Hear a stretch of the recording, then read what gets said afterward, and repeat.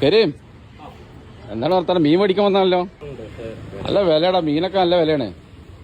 അതല്ല, നമ്മളെ ആ തൃത്താല മണ്ഡലത്തെ കുറിച്ചിട്ട് ഇതുവരെ പറഞ്ഞിട്ടില്ല. MP രാജേഷാണല്ലോ മത്സരിക്കണേ. കഴിഞ്ഞ പ്രാവശ്യം മന്ത്രിയായിരുന്നു. എന്താണ് നിലവിലെ അവസ്ഥ? തൃത്താല മണ്ഡലത്തിൽ പറയുമ്പോൾ കേരളത്തിൽ ഏറ്റവും വാശിയേറിയ പോരാട്ടം നടക്കുന്ന 10 മണ്ഡലങ്ങൾ എടുത്താൽ അതിൽ ഒന്നാണ് തൃത്താല. ഒരുപക്ഷെ ഇഞ്ചോടിഞ്ച് പോരാട്ടം എന്ന് പോലും പറയുന്ന മണ്ഡലം. ആര് ജയിക്കുമെന്ന് ആർക്കും പോലും അതിന് പ്രതീക്ഷിക്കാൻ കഴിയാത്ത അത്ര ഇഞ്ചോടിഞ്ച് ഉള്ള മത്സരം കൂടിയാണ് ഉണ്ട്. അവിടെ പിന്നെ പ്രത്യേക വികസനം വോട്ടായി മാറുമെങ്കിൽ MBR എന്ന് പറയപ്പെടുന്ന മിനിസ്റ്റർ രാജേഷ് 1450 കോടി രൂപയുടെ വികസനം കൂടി നടത്തിയിട്ടുള്ള മണ്ഡലമാണ് തൃത്താല. അപ്പൊ അത്ര വികസനം വോട്ടായി മാറുകയാണെങ്കിൽ വളരെ ഈസി ആയിട്ട് ജയിക്കേണ്ട ഒരു മണ്ഡലം കൂടിയാണ്. പക്ഷെ നമുക്കറിയാം, പലപ്പോഴും വികസനം മാത്രമല്ല ഈ ഇലക്ഷനിൽ ചർച്ചയാവുക, മറ്റു സമാനമായിട്ടുള്ള മറ്റു രാഷ്ട്രീയ വിഷയങ്ങളും മറ്റെല്ലാം ഉയർന്നു വരുന്നത് കൊണ്ട് തന്നെ മണ്ഡലത്തില് ഇഞ്ചോടിഞ്ചായി പോരാട്ടമുണ്ട്. കഴിഞ്ഞ തവണ മത്സരിച്ച VT ബൽറാം, VTB എന്ന് പറയുന്ന അദ്ദേഹം തന്നെ അവിടെ സ്ഥാനാർത്ഥി. അതുകൊണ്ട് തന്നെ ആ മണ്ഡലത്തിൽ ജനങ്ങളെ സംബന്ധിച്ചോളം രണ്ടുപേരും തുല്യമായിട്ടുള്ള വ്യക്തികളാണ്. രണ്ടുപേരും പട്ടികയ്ക്ക് വെച്ച് മാറ്റി നിർത്താൻ കഴിയാത്ത സാഹചര്യം ഉണ്ട്.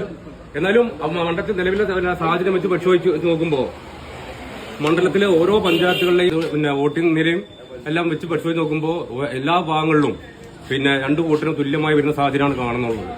പട്ടിത്തറ പഞ്ചായത്തിലും പരുതൂർ പഞ്ചായത്തിലും ആനക്കര പഞ്ചായത്തിലും കപ്പൂർ പഞ്ചായത്തിലും നിലവിൽ UDF സ്ഥാനാർത്ഥിക്ക് നേരിയ മേൽക്കൈ കാണുന്നുണ്ട്. തിരുമിറ്റക്കോടിലും തൃത്താലയിലും ചാലശ്ശേരിയിലും MP രാജേഷ് ലീഡ് ചെയ്യുന്ന സാഹചര്യമുണ്ട്. ഈ രണ്ട് ലീഡുകളും എല്ലാം കമ്പയർ ചെയ്ത് നോക്കുമ്പോഴും ഏറെക്കുറെ ഒപ്പത്തിനൊപ്പം വരുന്നത്. പിന്നെ അവിടെ പ്രധാനപ്പെട്ടതെന്ന് STPക്ക് പ്രത്യേക വേറെ സ്ഥാനാർത്ഥിയുണ്ട്.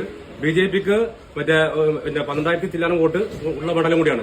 അതുകൊണ്ട് തന്നെ BJPയിൽ നിന്നും ഈ രണ്ട് സ്ഥാനാർത്ഥിക്ക് വോട്ട് പോകാൻ സാധ്യതയില്ല. കാരണം രണ്ട് സ്ഥാനാർത്ഥികളെയും ശത്രുത പട്ടികയിൽ തോൽപ്പിക്കേണ്ട പട്ടികയിലാണ് സംഘപരിവാർ സംഘടനകളും BJPയും കാണുന്നത്. അതുകൊണ്ട് തന്നെ വളരെ നിർണായകമാണ് അവിടെ ആര് ജയിക്കണമെന്നുള്ളത്. ഈ ജെൻസി വോട്ട് എന്ന് പറയപ്പെടുന്ന കന്നി വോട്ടർമാരുടെ വോട്ടായിരിക്കും ഗതി നിർണ്ണയിക്കുക. അതുകൊണ്ട് തന്നെ രണ്ടും ഇഞ്ചോടിഞ്ച് നേരിയ മുൻതൂക്കം എന്ന് പറയുന്ന സാഹചര്യം അത്ര കണ്ട് വ്യക്തമാക്കാൻ കഴിയാത്ത സാഹചര്യമാണ്. ആര് വന്നാലും 2% അധികം ഉള്ള വോട്ടിലേക്കും ജയം ഉണ്ടാകുമെന്ന് പറയപ്പെടുന്നത്. പിന്നെ ന്യൂനപക്ഷ കേന്ദ്രിത മേഖലകളിൽ ഈ VT ബൽറാമിന് അനുകൂലമായിട്ട് ചെറിയ ശതമാനം കഴിഞ്ഞ തവണത്തെ പാറ്റേണിൽ നിന്ന് വ്യത്യസ്തമായിട്ട് വോട്ട് പോയിട്ടുണ്ടോ എന്ന് ഞാൻ സംശയിക്കുന്നുണ്ട്. എന്തായാലും രണ്ടും ഇഞ്ചോടിഞ്ചാണ്. അതാണ് അവിടുത്തെ സാഹചര്യം.